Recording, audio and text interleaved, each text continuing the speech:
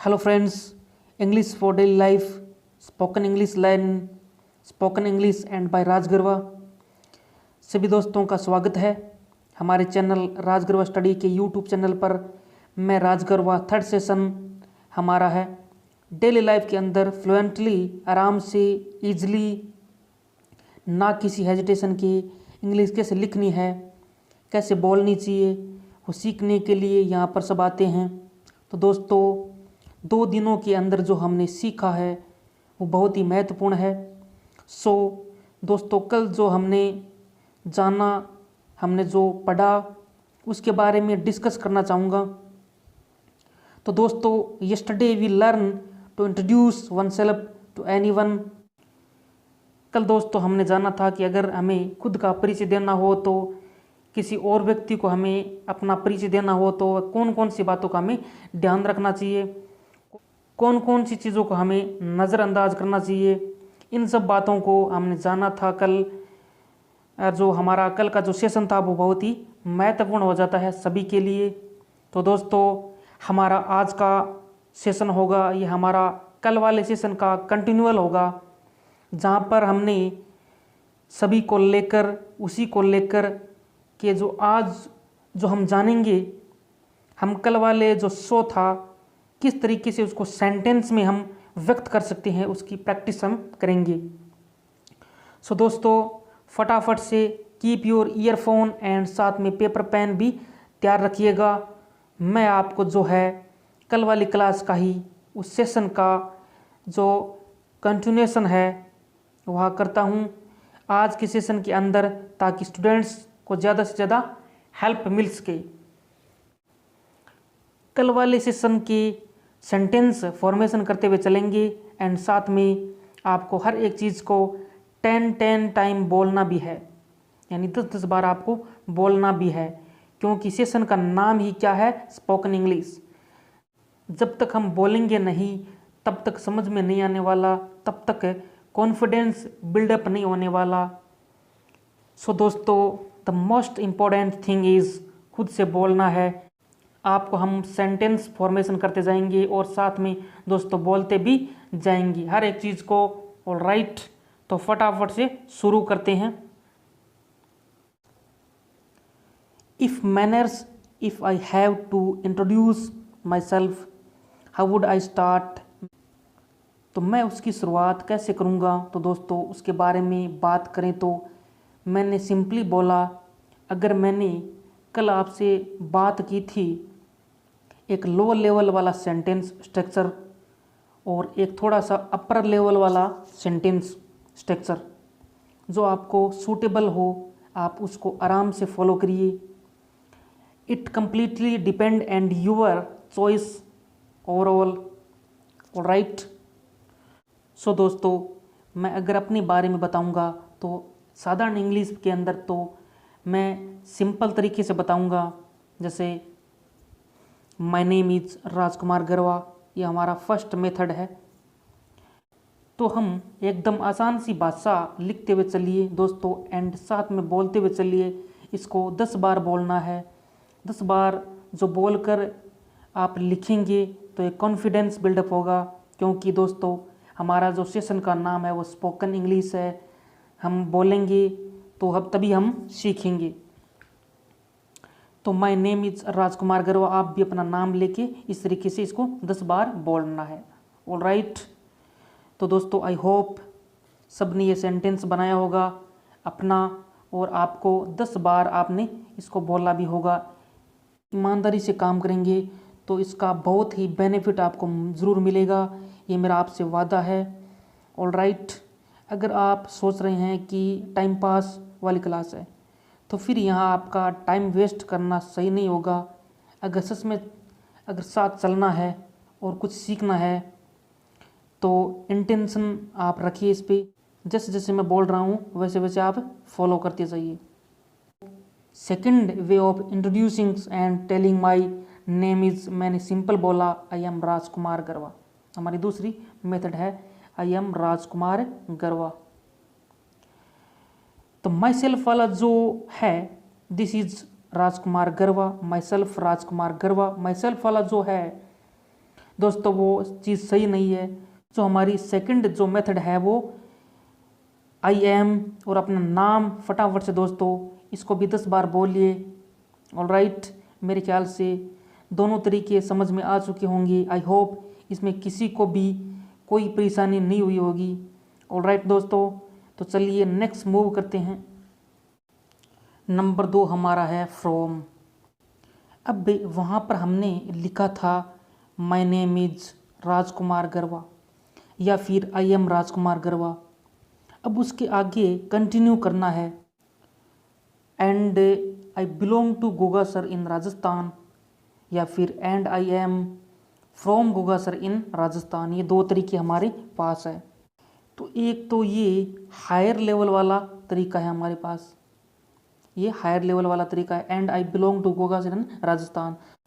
आपका जो भी गांव वगैरह या फिर जो भी शहर है उसके यहाँ आप मेंशन कर दीजिए और इसके बाद में आपका स्टेट मेंशन कर दीजिए। या दूसरा तरीका यह है, उसके बाद में आई एम फ्रॉम वाला है ना, तो उसमें आप यहाँ पे अपना गांव वगैरह मेंशन कर दीजिए, इसके आगे आप स्टेट वगैरह मेंशन कर दीजिए। तो ये दोनों ही सेंटेंस है वो ग्रामेटिकल सही है। Whichever in communal to you, जो रास्ता आपको सही लगे, बोलने में आसानी हो, झिझक नहीं हो। दोस्तों इसमें जो भी आपको पसंद आए आपको फॉलो करो। सो 1 एंड 2 दोनों ज्वाइन करते हैं फटाफट से, क्योंकि ये दोनों एक फ्लो के अंदर आएगा। इसलिए पहला दोस्तों क्या था, my name is Rajkumar Garwa and I belong to Gogasar in Rajasthan. Alright, फटाफट से आप अपना नाम बोलेंगे एंड आई बिलोंग, और जो भी आपकी जगह का नाम है वहाँ से आप शुरू करेंगे और 10 टाइम बोलेंगे। 10 बार एटलीस्ट उसको प्रैक्टिस करना है। ऑलराइट, सेकंड मेथड पर आता हूँ दोस्तों। I am Rajkumar Garwa and I am from Gogasar in Rajasthan. तो ऑलराइट एंड आई रिपीट, चलिए इसको भी फटाफट 10 बार बोलिए, इसको साथ साथ लिखते हुए भी चलिए। ऑलराइट दोस्तों, नेक्स्ट मेरा पॉइंट है अबाउट योर पेरेंट्स, यानी अपने पेरेंट्स के बारे में आपको बताना है। Father's name plus occupation, mother's name plus occupation. तो दोस्तों यहाँ पर मैं आपको बता दूं कि सेंटेंस स्ट्रक्चर अपने को कैसा रखना है उसके बारे में। सो दोस्तों मैं 2 तरीके आपको बताता हूँ। इसमें आपको मैं 2 तरीके बता रहा हूँ। माय फादर्स नेम इज, इसमें एक तो मिस्टर से बता रहा हूँ, एक श्री से बता रहा हूँ, क्योंकि दोस्तों ये चीज़ पर्सन टू पर्सन डिफरेंट करेगी। कैसे देखते हैं आगे, क्योंकि दोस्तों कल वाला सेशन बहुत छोटा था, मुझे मालूम था कि थोड़ा शॉर्ट में लगेगा। सो दोस्तों देखिए, अब यहाँ से 2 तरीके हैं हमारे पास। जैसे हमने फर्स्ट नेम और लास्ट नेम यूज कर लिया मिस्टर वाले में, पहले फर्स्ट नेम यूज करना है और इसके बाद में लास्ट नेम यूज कर लिया। तो जैसे एग्जाम्पल में देखते हैं, my father's name is Shri Vijay Kumar Agarwal, इस तरीके से। और अगर हम दूसरे वाले मिस्टर वाले में देखें तो यहाँ पर मिस्टर वाला my father's name is mister Vijay Kumar Agarwal, ये दोनों तरीके हमारे पास हैं। तो श्री और मिस्टर वाले दोनों तरीके हमारे पास हैं।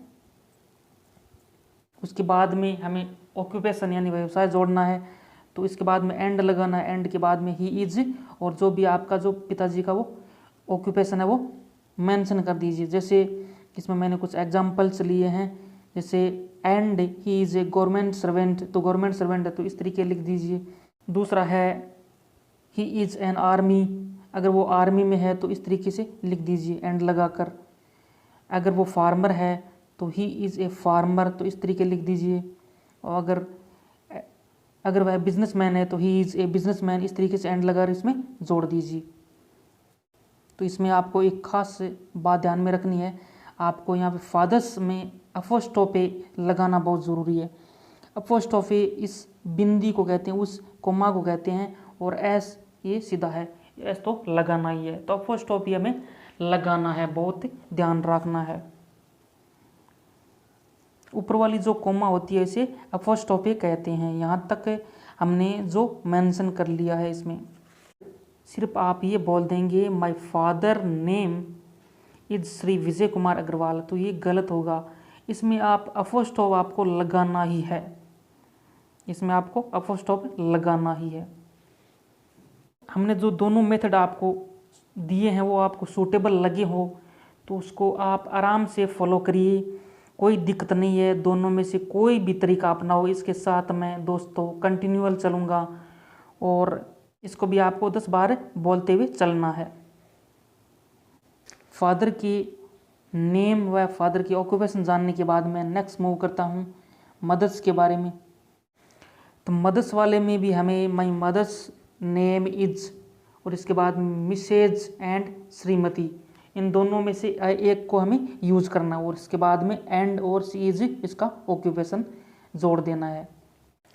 तो मदर वाले में आपको तो एग्जाम्पल इसमें देखते हैं, जैसे सी इज ए हाउस वाइफ और या होम मेकर, इन दोनों में से आपको एक लगाना है। या सी इज ए टीचर है तो टीचर लगा देना है, या फिर सी इज ए डॉक्टर है तो डॉक्टर लगा देना है। तो इन दोनों में से एक आप यूज कर सकते हैं, दो तरीके आपके पास हैं। अगर मान लीजिए किसी के माता पिता नहीं है तो यहाँ पे मिसेज और श्रीमती की जगह आपको LATE लेट लगाना है, आपको LATE लेट। तो चलते हैं नेक्स्ट पॉइंट की ओर। नेक्स्ट पॉइंट हमारा है अबाउट योर सब्लिंग्स। सब्लिंग्स कहते हैं भाई बहन को।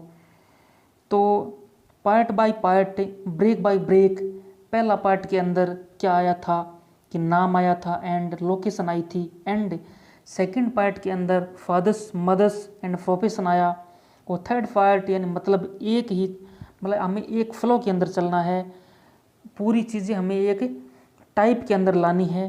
तो अब जो दोस्तों है थर्ड फ्लो, इसके अंदर सब्लिंग्स के बारे में आएगा। तो सब्लिंग्स के बारे में मैंने कल भी डिस्कशन किया था, भाई बहन को सब्लिंग्स कहते हैं। इसमें एक बात आपको ध्यान में रखनी है, जब आप खुद को मेंशन करना है तब क्या बोलना है, तब खुद को मेंशन नहीं करना है तब क्या बोलना है। तो ऑलराइट दोस्तों, अगर मैं खुद को इंक्लूड करता हूँ तो मैं वी का प्रयोग करूँगा, अगर मैं खुद को इंक्लूड नहीं करूँगा तो मैं आई का प्रयोग करूँगा। तो जैसे वी आर टू सब्लिंग्स, यानी इसमें वी का प्रयोग हो गया, तो उस व्यक्ति ने इस वी वाले में खुद को मेंशन किया है। तो आई वाले में उसने खुद को मेंशन नहीं किया, तो आई हैव वन सब्लिंग्स, यानी उसके एक सब्लिंग्स है। उसने जब मेंशन किया तो वी आएगा, और मेंशन उसको अपने आप को नहीं किया तो आई आएगा। मान लीजिए किसी के एक पुत्र है और वह अपने आप पे अपने बारे में बताएगा, तो किस तरीके से बताएगा, I am the only son या डॉटर ऑफ माई पेरेंट्स, इस तरीके से वो बताएगा। तो ऑलराइट दोस्तों, तो चलते हैं नेक्स्ट या फिफ्थ पॉइंट की ओर। हमारा फिफ्थ पॉइंट है एजुकेशनल क्वालिफिकेशन, यानी उसकी शिक्षा के बारे में जो योग्यता है उसके बारे में हम जानते हैं। हर किसी व्यक्ति की या हर किसी पर्सन की एजुकेशन क्वालिफिकेशन जो होती है वो भिन्न भिन्न होती है। कोई सिर्फ 12th करके पढ़ाई छोड़ देता है, कोई ग्रेजुएशन पूरा करता है, कोई पोस्ट ग्रेजुएशन पूरा करता है, कोई उससे ऊपर हायर लेवल स्टडी या डॉक्टर वगैरह की तैयारी करता है, कोई PhD भी करता है। तो चलिए दोस्तों, हम देखते हैं फिफ्थ पॉइंट एकदम इजली वे से तरीके से। अगर कोई व्यक्ति जिसने स्नातक कर लिया है तो वो किस तरीके से बोलेगा, आई एम ग्रेजुएट इन, जो भी उसका फील्ड रहा है, जो भी उसका सब्जेक्ट रहा है, तो I am a graduate in science, I am a graduate in arts, I am a graduate in commerce, यानी हमारे पास ये तरीके हैं। एक दोस्तों इसमें वैरायटी और बनती है। कौन सी वैरायटी इसमें है कि जो ग्रेजुएशन हो गया उसका लेकिन PG चल रहा है, सेकंड कंडीशन की 12th कर लिया है, ग्रेजुएशन उसका चल रहा है, तो फिर उसका केस के अंदर अपने पास में थर्ड पॉसिबिलिटी क्या बनती है कि वहाँ पे उसको क्या लगवाना होगा, प्रेजेंटली आई एम परसुइंग या डूइंग लगा सकते हैं, ग्रेजुएशन या पोस्ट ग्रेजुएशन। तो इन दोनों में से जो भी जारी है तो वो कर दीजिए, और इसको भी आपको 10 बार बोलना है। अगर कोई कॉम्पिटिटिव एग्ज़ाम की तैयारी कर रहा है तो वह इस तरीके से बोलेगा, वह बोलेगा presently I am preparing for competitive exam, हमें कंपटीशन एग्ज़ाम नहीं बोलना है, इसमें प्रॉपर चीज़ नहीं है ये। अपने को बोलना है तो क्या बोलना है, presently I am preparing for competitive exams. Alright दोस्तों, मेरे ख्याल से आप सभी को समझ में आ गया होगा। तो दोस्तों आज के लिए इतना ही। अब राजगुरु आपसे इजाज़त लेता है। Thank you so much.